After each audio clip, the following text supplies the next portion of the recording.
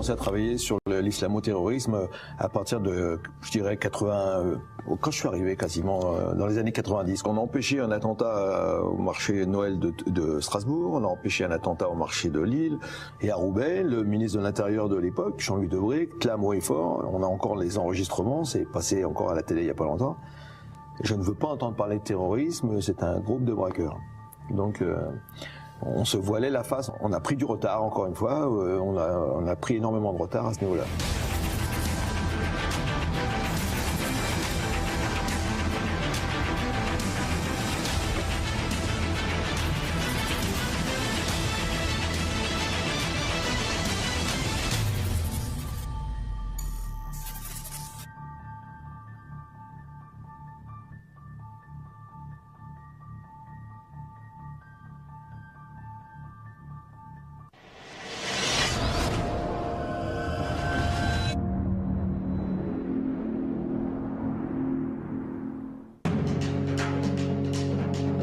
Voici le sommaire de cette émission. Entre propagande médiatique, prise de position et amalgame FN-Daesh, les élections régionales, ce sont les médias qui ont gagné. Les milliardaires se liguent contre le Front National. Stéphane Richard veut créer un fonds de dotation anti-FN. Julien Lepers, viré de France Télévisions. Céline Pigalle, recrutée au service de l'information de France Télévisions. Delphine Ernotte poursuit la normalisation de France Télévisions. Et bien évidemment, comme d'habitude, le zapping, les tweets et le bobard d'immédiat.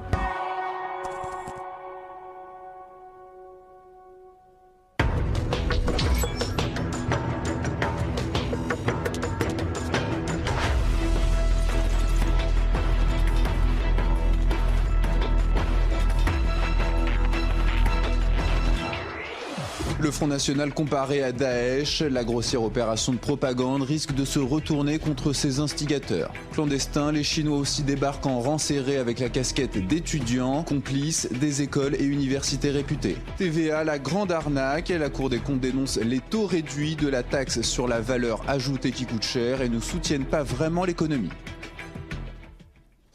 Madame, Monsieur, bonsoir. Parlons des liens entre Daesh et le Front National. C'est ainsi que Jean-Jacques Bourdin, journaliste à RMC, est revenu sur l'actualité mercredi matin.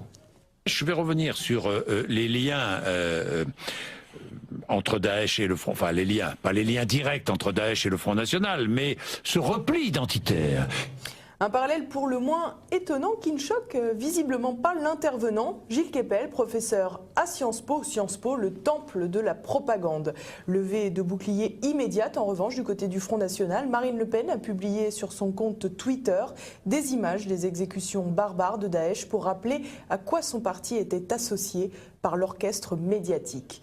Pour François Foucard, grand reporter pendant 30 ans à France Inter, cette affaire prouve une fois de plus à quel point les médias sont foncièrement malhonnêtes. On cherche un journaliste et on trouve un militant. Jean-Jacques Bourdin n'est pas plus objectif que la majorité des commentateurs qui se croient tous rebelles, résistants. Le mot résistant, c'est à nouveau très à la mode. Ils se croient insolents. En fait, et tout le prouve et tous les jours, ils sont parfaitement politiquement corrects.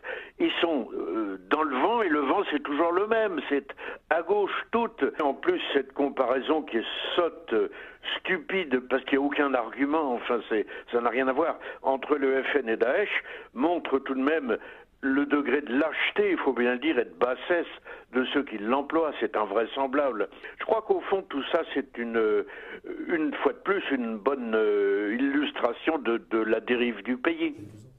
Même son nom de cloche du côté de Jean-Yves Le Gallou, président de la Fondation Polémia. Pour lui, il s'agit ni plus ni moins de propagande.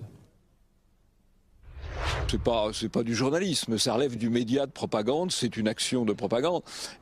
C'est doublement faux, doublement malhonnête. D'abord parce que le Front National défend l'identité française, Daesh défend une certaine forme d'identité islamique, c'est deux choses radicalement différentes. C'est donc de la diffamation pure. C'est une propagande très, très grossière, mais une propagande très grossière, quand elle est répétée massivement, peut influencer finalement les gens un petit peu faibles d'esprit et mobiliser un électorat conformiste, comme on l'a vu un petit peu au deuxième tour des élections régionales. Le Front National progresse, mais en même temps, ses adversaires, l'UMPS, gardent une capacité de mobilisation à travers les médias de propagande. Au CSA, c'est le grand néant. Aucune réaction après les propos du journaliste, aucun communiqué de presse, aucun rappel à l'ordre. En revanche, la réaction de Marine Le Pen sur Twitter a déclenché un déferlement d'indignation. Le parquet de Nanterre a ouvert une enquête pour diffusion d'images violentes après un signalement du ministère de l'Intérieur.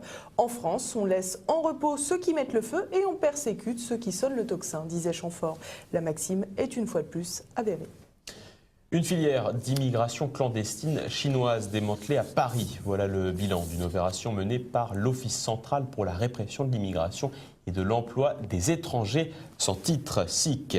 Une école de commerce privée du 15e arrondissement de Paris aurait facilité la venue d'un millier d'étudiants chinois en situation illégale en leur fournissant des certificats de scolarité bidons. L'école, déjà surveillée depuis plusieurs années, était l'une des 14 cibles de l'opération policière. Bilan, des documents accablants et près de 260 000 € saisis. Pour Jean-Paul Gourevitch, auteur de l'ouvrage de référence « Les migrations pour les nuls », cette découverte n'est pas surprenante. Il y a 700 000 Chinois en France qui y résident, alors qu'on ne compte en situation régulière au mieux que 200 000 ou 250 000 ressortissants chinois. Ça veut quand même dire qu'une partie d'entre eux soit sont carrément en situation régulière, soit sont théoriquement en situation régulière, mais avec des faux documents d'identité. Si dans ces établissements supérieurs, 30% vont dans des écoles d'ingénieurs et 30% dans des écoles de commerce, c'est qu'ils y trouvent un intérêt d'abord peut-être professionnel, mais aussi un intérêt qui viendrait du fait que certains de ces établissements sont beaucoup plus laxistes dans leurs pratiques, voire carrément utilisent des pratiques frauduleuses. 48 milliards d'euros, c'est ce qui manque chaque année en TVA dans le budget de l'État. En cause, les taux réduits, comme par exemple le taux à 10% dans la restauration ou le bâtiment. Le président de la Cour des comptes, le socialiste Didier Migaud, dénonce des règles complexes et un rendement fragilisé. Et pour le fiscaliste Jean-Claude Martinez, professeur agrégé à l'université Paris 2 Assas, idéalement, les exonérations devraient être toutes supprimées. Je dois dire qu'en technique fiscale, c'est sûr qu'il ne faut pas les multiplier, les taux. Parce que sinon, à la grande époque de la 4e République, et même du début de la 5e République, les lentilles, selon qu'elles étaient épierées, pas épierées, le bœuf et les carottes en conserve, selon qu'il y avait telle quantité de carottes, telle quantité de bœuf, le taux pouvait varier. Bon, on arrive à des choses qui sont un peu dingues. C'est de l'art, la fiscalité est de l'art. Économiquement, le problème numéro 1, c'est la base. Sur quoi ça porte? Et alors là, c'est une certitude absolue. La base doit être la plus large possible. Il faut le moins d'exonération et, si possible, aucune exonération. Mais ne perdons pas de vue, on est dans l'Union européenne sans frontières. Si vous mettez à jouer sur les taux et si vous allez trop haut dans les taux, c'est sûr, il y a celui qui est à Perpignan, il va aller voir à côté, et donc vous allez avoir des phénomènes de frontières. Un immeuble, une œuvre. Le ministre de la Culture, Fleur Pellerin, est décidément celui qui arrose le mieux ses copains artistes. 1 millier d'œuvres d'art par an devront être intégrées aux immeubles d'habitation ou de bureaux, mais l'idée n'est pas nouvelle. Près de 39 500 € pour la céramique carrée d'Alain Girard sur l'autoroute du Soleil, 600 000 € pour Voïmic, le plus grand sanglier du monde, d'Éric Slésiak sur l'autoroute A34 dans les Ardennes. L'État graisse la patte de tout un tas d'artistes inconnus. Dans les lycées aussi, la loi exige l'installation d'œuvres d'art et tant pis si cela se fait ou des tables ou des chaises en moins dans les salles de classe ou empêche de financer des travaux de réfection. À titre d'exemple, la statue de l'ancien président du conseil régional de Languedoc-Roussillon, Georges Frêche, installé devant le lycée hôtelier qui porte son nom, a coûté 80 000 €. Cela représente par exemple 2500 manuels d'économie de classe de terminale ES à 32 € l'unité. Fleur Pellerin souhaite désormais faire promotion de l'art contemporain dans les halls d'immeubles. Les FRAC, fonds régionaux d'art contemporain, pourront même conseiller les promoteurs immobiliers dans leur choix. Vinci, Eiffage et BNP Paribas ont déjà signé l'accord avec 10 autres promoteurs. Si certains parlent de mécénat, d'autres dénoncent un clientélisme assumé. En effet, la cote des artistes proches des exécutifs régionaux pourra grimper comme par magie. L'artiste Pierre Soulages connaît bien le sujet. Le plus grand artiste vivant dans le monde, selon François Hollande, a eu droit à un musée portant son nom à Rodez pour la bagatelle de 25 millions d'euros. Et passons à présent à l'actualité en bref.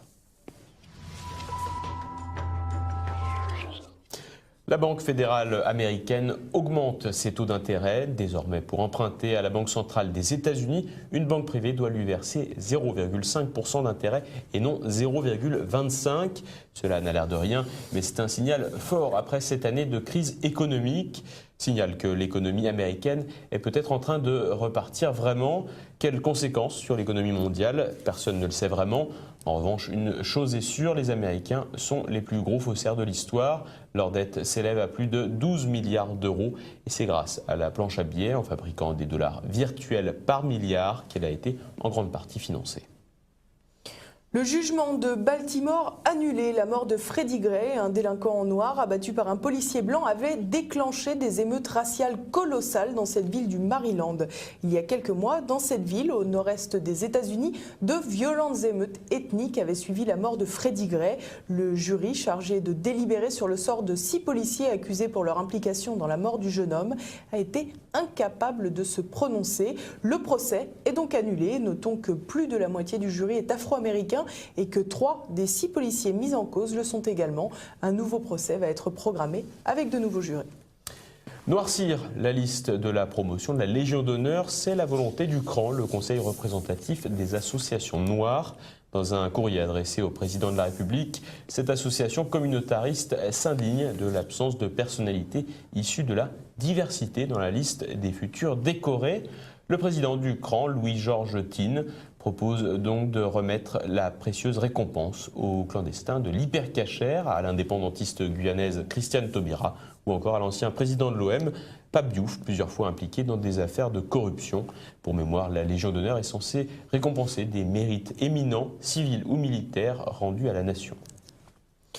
Christine Lagarde, jugée par la Cour de justice de la République, l'ancien ministre de l'économie, actuellement patronne du Fonds monétaire international, le FMI, devra se justifier pour son rôle dans l'arbitrage en faveur de Bernard Tapie. C'est un revers pour Christine Lagarde car un non-lieu était requis par le procureur. On reproche à Nicolas Sarkozy et à son ministre de l'économie d'avoir favorisé une transaction civile avec l'ancien homme d'affaires. Tapie avait alors touché 404 millions d'euros que la justice lui réclame à nouveau. Fiers de nos soldats, c'est l'opération lancée par l'armée de terre sur les réseaux sociaux pour soutenir les 20 000 soldats déployés en opération interne et extérieure. Les pages Facebook et Twitter de l'armée de terre relayeront vos messages de sympathie.